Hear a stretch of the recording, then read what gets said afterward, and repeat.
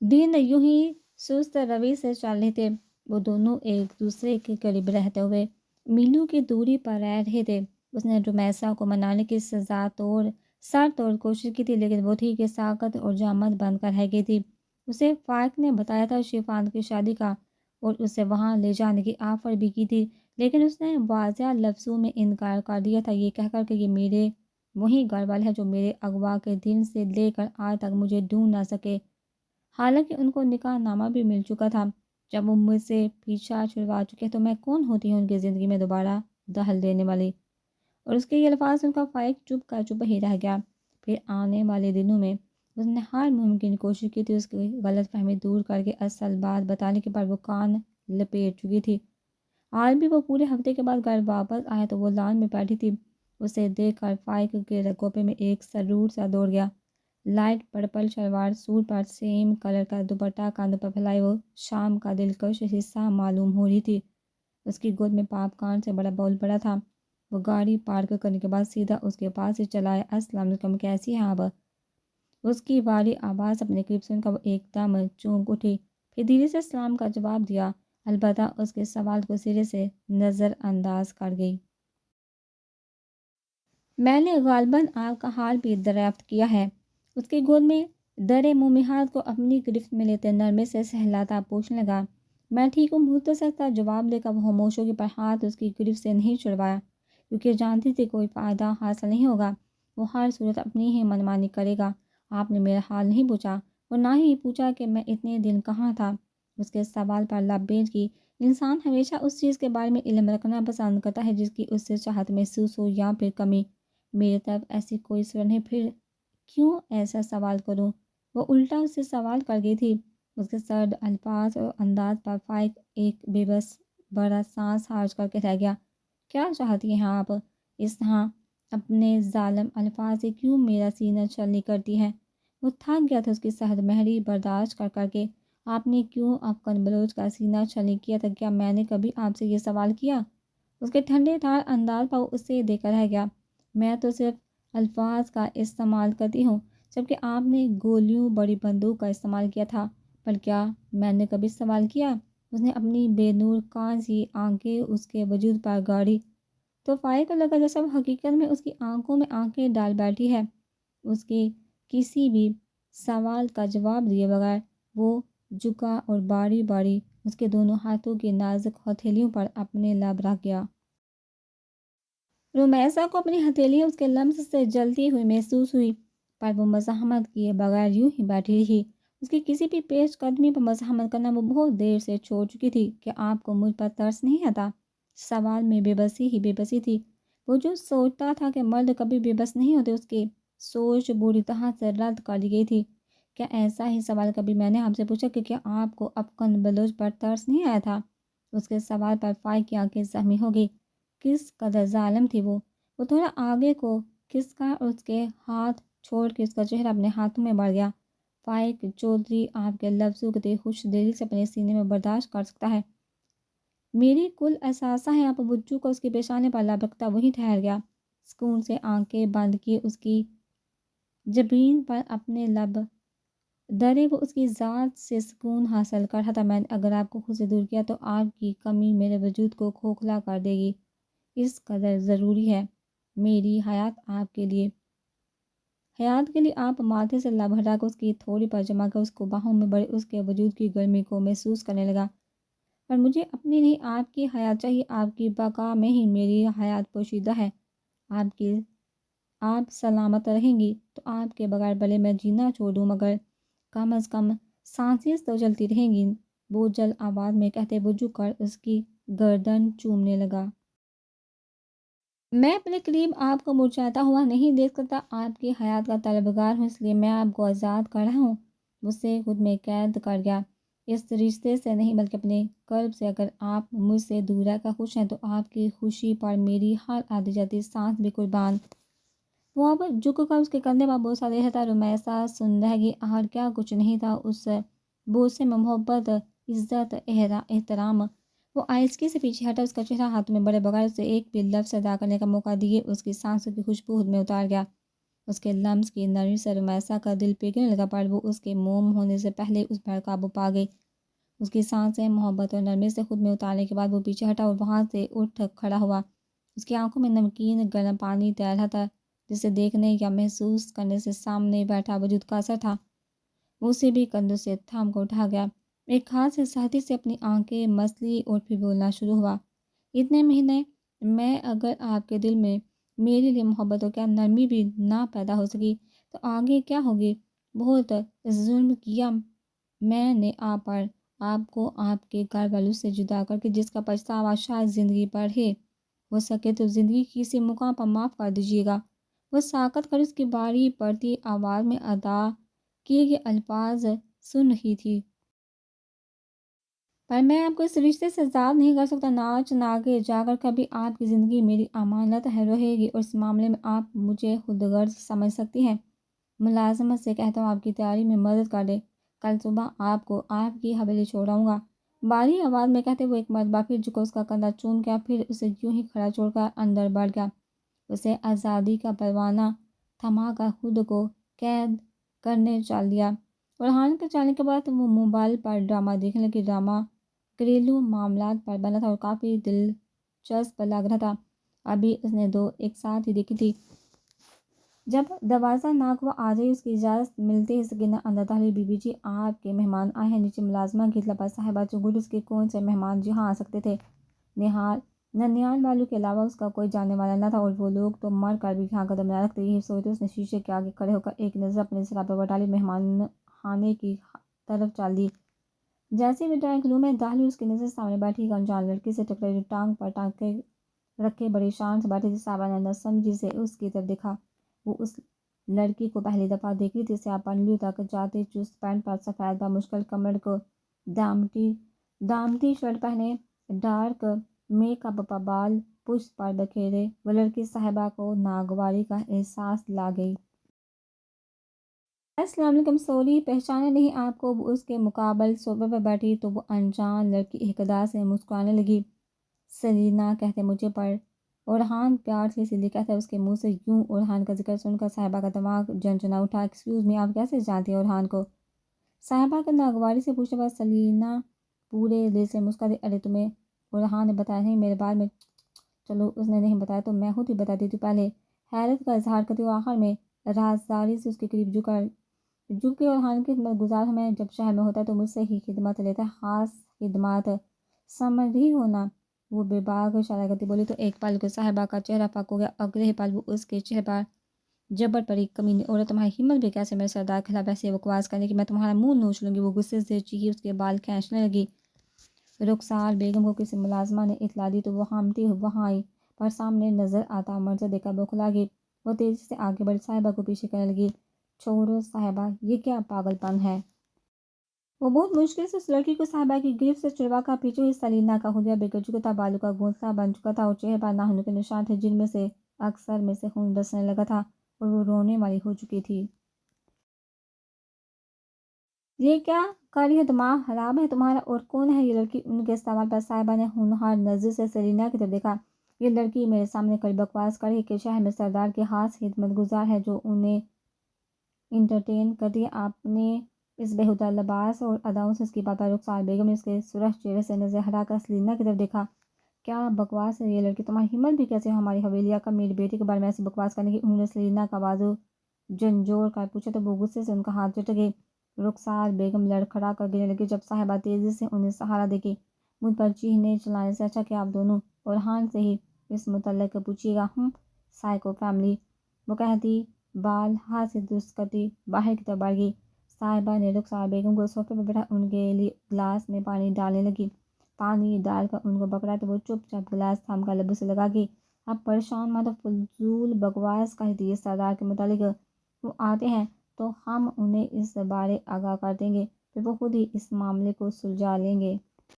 کی بات انہوں نے ہنکارا بھرتے سہلا وہاں سے اٹھ کر اپنے کمرے کی طرف چلی۔ صاحبہ نے گہرا سانس لیا، خود بھی اپنے کمرے کی طرف چلی، پر اس کا دماغ بری طرح الجھا ہوا تھا۔ ابھی کیا میں اندر آ سکتی ہوں؟ وہ جو ابھی نہا کر باتھ روم سے نکلی تھی، کمرے کے دروازے میں کھڑی ذوحان کی بات سنتے نفی میں سہلا کہ کتنی بری بات ہے ذوحان، اب تم اپنی بہن کے کمرے میں آتے ہوئے بھی اجازت طلب کرو گی؟ Very bad. وہ افسوس سے بولی تو ذوحان مسکراتی ہوئی کمرے میں داخل ہوئی۔ سوری میری پیاری بھابھی جان، آئندہ اس بات کا خیال رکھوں گی۔ وہ ڈریسنگ کے سامنے کھڑی صاحبہ کے گلے میں باہیں ڈالتی مسکرا کر بولی تو صاحبہ بھی مسکرا دی۔ میں نے تمہیں بہن کہا ہی نہیں سمجھا، یہ تم مجھے بھابھی کہتی ہو۔ اس بات پر میں نے کوئی اعتراض نہیں کیا، پر میں چاہتی ہوں تم مجھے بہن ہی سمجھو اور مانو نہ کہ بھابھی۔ وہ ہلکی سی ہبکی سے بولی تو ذوحان مسکرا کر سر ہلاتی پیچھے ہٹی، اسے بازو سے تھام کر بیٹھ کی طرف لے گئی۔ اچھا یہ سب چھوڑیے، بہت ضروری بات کرنے آئی ہوں میں۔ اس کی بات پر صاحبہ نے نہ سمجھی سے اس کی طرف دیکھا۔ خیریت ہے نا؟ اس کے لہجے میں پریشانی سے مٹائی تھی۔ ہاں جی بالکل خیریت ہے، میں بس لالا کی برتھ ڈے کے بارے میں بات کرنے آئی تھی۔ کل لالا کا برتھ ڈے ہے نا؟ اس کی بات پر صاحبہ بھرپور انداز میں مسکرا دی۔ میں جانتی ہوں۔ اس کی بابا ذوحان کی آنکھیں چمکی اور صاحبہ کے مزید قریب کھسک آئی۔ تو پھر آپ نے کیا سرپرائز پلان کیا لالا کے لیے؟ اس کے سوال پر صاحبہ سے پھر سے ناسمجھی سے دیکھنے لگی۔ کیسا سرپرائز؟ اس کے سوال پر ذوحان ماتھا پیٹ کر رہ گئی۔ اوف بھابھی، آپ تو ایکسٹرا ہی سیدھی، آپ کے سرتاج کا جنم دن ہے کل، آپ کو چاہیے کہ آج کی رات انہیں اچھا سا سرپرائز دیں تاکہ وہ خوش ہو جائیں۔ آپ کی اس عنایت سے اسے بڑوں والے انداز میں سمجھانے لگے، پر میں نے کبھی کسی کو سرپرائز نہیں دیا، اس لیے مجھے اس سب کے بارے میں کوئی علم نہیں۔ وہ بے چارگی سے بولی تو ذوحان نفی میں سہلا کر گئی۔ بھابھی میں کس لیے ہوں؟ میں بتاتی ہوں نا آپ کو، اب بس اب غور سے سنتے جائیے۔ وہ پرجوش ہوتے صاحبہ سے بولی تو صاحبہ سہلاتی غور سے اسے سننے لگی۔ پھر جو وہ بولتی کہ صاحبہ کا چہرہ سرخ بڑھتا گیا۔ تم کتنی بدتمیز ہو ذوحان، میں ایسا کچھ بھی نہیں کرنے والی۔ وہ لجاتی ذوحان کے کندھے پر ہاتھ مار کے بولی تو ذوحان کہکا لگا کہا دی بھابھی جان، کیا آپ نہیں چاہتی کہ آپ کے سرتاج گوڈے گوڈے آپ کے عشق میں ڈوب جائیں؟ اگر چاہتی ہیں تو میری اس پلان پر عمل کر لیں، یقین جانیے دوائیں دیں گی بعد میں۔ ویسے بھی آپ نے اپنے سرتاج کے لیے یہ سب کرنا ہے، کسی غیر کے لیے نہیں۔ وہ اسے سمجھاتی بولی تو وہ کچھ سوچ صاحبہ دلی سے سر ہلا گئی۔ اور سب کے لیے جو سامان چاہیے اس کا انتظام کیسے ہوگا؟ صاحبہ کو ایک کو پریشانی لاحق ہوئی۔ صاحبہ مجھ پر چھوڑ دیجیے، تھوڑی ہی دیر میں آپ کو سب سامان مل جائے گا، اسے تسلی دیتی بولی تو صاحبہ مطمئن ہو گئی۔ اور لالا کو رات دیتا کیسے باہر رکھنا ہے اس کی ذمہ داری بھی میری ہے۔ کہ مزید کہنے پر صاحبہ پرسکون ہو گئی۔ ذوحان یہ ٹھیک تو لگے گا نا؟ وہ دل میں موجود کسی جھجک کے ذرا سا پوچھنے لگے تو ذوحان اس کے دونوں ہاتھ تھام گئی۔ آپ پرسکون ہو کر جیسا کہا ہے ویسا کرو، پھر دیکھیے لالا کو سب کتنا پسند آتا ہے۔ ذوحان اسے یقین دہانی کرواتی بولی تو صاحبہ مسکرا کر اس کا ہاتھ تھپ تھپا گئی۔ وہ صاحبہ کے ساتھ گھنٹہ گزارنے کے بعد کمرے میں واپس لوٹی تو کمرہ خالی تھا، البتہ باتھ روم سے پانی پینے کی آواز آ رہی تھی۔ وہ حیران ہوئی کیونکہ شفا نے اتنی جلدی گھر واپس نہیں لوٹا تھا۔ باتھ روم کے بند دروازے پر ایک نظر ڈالنے کے بعد وہ ڈریسنگ کی طرف بڑھی اور ایک بھرپور نگاہ شیشے میں نظر آتے اپنے سر پر بر ڈالی۔ سب سے پہلے جوڑے میں بندھے بال کھولے، ان میں برش پھیرنے لگی۔ بال سنوارنے کے بعد آدھے بالوں کو کیسے میں باندھ دیا جبکہ باقی پشت پر کھلے چھوڑ دیے۔ اس کے بعد چہرے کی طرف بڑھی اور ہلکی سی کریم چہرے پر لگانے کے بعد آنکھوں میں کاجل ڈالنے لگی۔ آخر میں لبوں پر ڈارک پنک لپسٹک لگائی اور اپنی تیاری مکمل کرتے سامنے بڑے پرفیوم ہونٹ پر بیزریاں چھڑکنے لگی۔ ابھی وہ فارغ ہو کر باہر کی طرف بڑھی ہی تھی کہ باتھ روم کا دروازہ کھلا اور شفا کمرے میں داخل ہوا۔ اس پر نظر پڑتے وہ بھرپور انداز میں مسکرائی۔ کیسی ہے میری کیری؟ اس کی طرف بڑھتا وہ اسے دھیرے سے اپنے ساتھ لگا اس کے بالوں کو لبوں سے چو گیا۔ میں ایک دم فٹ آپ کیسے؟ حیرت آج اتنی جلدی واپس لوٹ آیا؟ اس کے اس استفسار پر شفان آنکھیں سکڑ کر اسے دیکھنے لگا۔ کیوں میرا جلدی آنا اچھا نہیں لگا کیا؟ اس کے سوال پر وہ آنکھیں گما کر رہ گئی۔ اسے سال صوفے کی طرف بڑھا، اسے صوفے پر بٹھانے کے بعد اس کی گود میں سر رکھ کر لیٹ گیا۔ آج بہت تھک گیا ہوں اور بس سکون چاہتا ہوں، اس لیے واپس چلا آیا گھر۔ اس کے بعد ذوحان اس کے بال میں انگلیاں چلانے لگی۔ پوچھنا تو مجھے تم سے چاہیے، آج خیریت ہے نا؟ جو یوں سج سنور کر میرے ہوش اڑانے کی تیاری کر بیٹھی۔ اس کی بات سنتے ذوحان کے بلکہ جھکی وہ اسے بتاتی کہ وہ دن رات اسے منحصر کرنے کے جتن کر دی۔ وہ ایک نارمل میاں بیوی کی طرح زندگی گزارے تھے۔ شفان اس سے بہت عزت دیتا تھا، اس کا بہت خیال رکھتا تھا، اس کی ہر بات پر لبیک کہتا تھا، پر ذوحان کے مطابق اس کے دل میں اب تک ذوحان کی محبت نہیں پیدا ہو سکی تھی اور وہ اسی محبت کے حصول کے لاکھ جتن کرتی تھی۔ ماں کہتی ہے کہ بیوی کو سجا سمرا دے کر مرد کی آدھی تھکاوٹ دور ہو جاتی ہے۔ اس کے بالوں میں نرمی سے انگلیاں چلاتی نظریں جھکا کر بولی۔ جو شفان آنکھیں بند کر گیا کیونکہ اس کے بالوں میں چلتی ذوحان کی انگلیاں اسے بہت سکون پہنچا رہی تھی۔ بڑی ماں کی اس بات سے سخت اختلاف ہے مجھے۔ اس کے بعد پر ذوحان نے جھک کر سر چونک کر سر اٹھایا، پھر اگلے ہی پل اس کی بات سمجھتے اس کا چہرہ مرجھا گیا۔ دل بے ساختہ ہی اداس ہو گیا کیونکہ اس کی بات جاری کرنے پر ذوحان نے آنکھیں اٹھا کر اسے دیکھا جو گہری نظریں اس پر جمائے بیٹھا تھا۔ یوں میرے لیے سازش سنور کر تم میری عادی نہیں بلکہ مکمل تھکن دور کر چکی ہو۔ اس پر متضاد تمہاری یہ قربت۔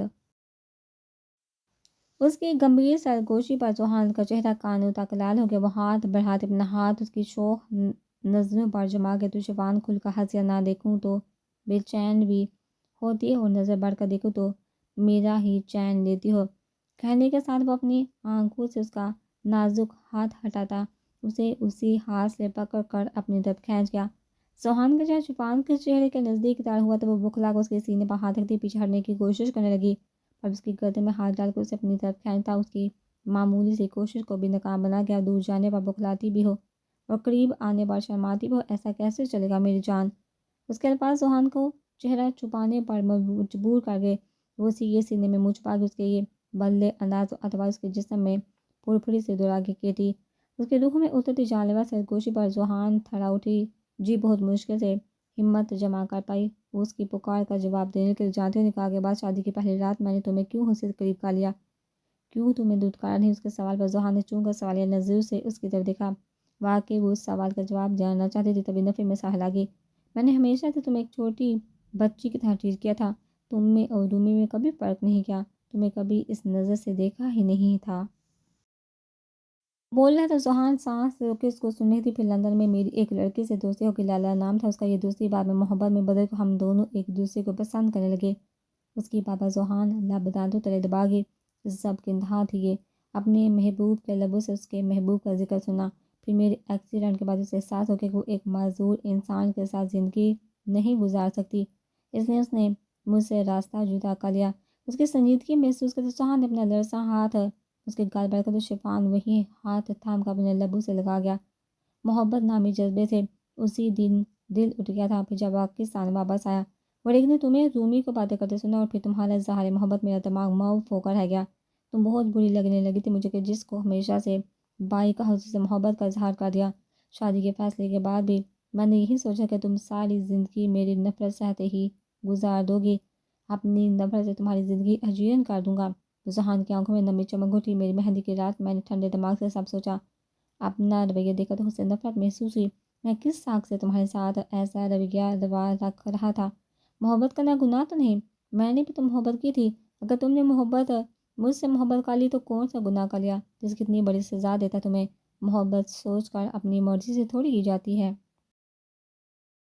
تو بس سوچا تھی اچانک سے خود بخود، اور ایک اصلی مرد کیسے عورت کو زد و کوب کر سکتا ہے؟ جو مرد عورت پر چڑھائی کرتا ہے وہ مردانگی کے درجے سے گر جاتا ہے۔ پھر میں نے خود سے وعدہ کر لیا سب کچھ بھول کر تمہارے ساتھ ایک سکون بڑی زندگی کی شروعات کروں گا، ہمارے رشتے کو ایک موقع دوں گا۔ محبت تم سے اب بھی کرتا ہوں۔ محبت کی کون سی ایک قسم ہوتی ہے، بھلے اس رشتے کے حوالے سے محبت نہ کی ہو پر بچپن سے اپنی کی سے محبت ہوگی ہے نا؟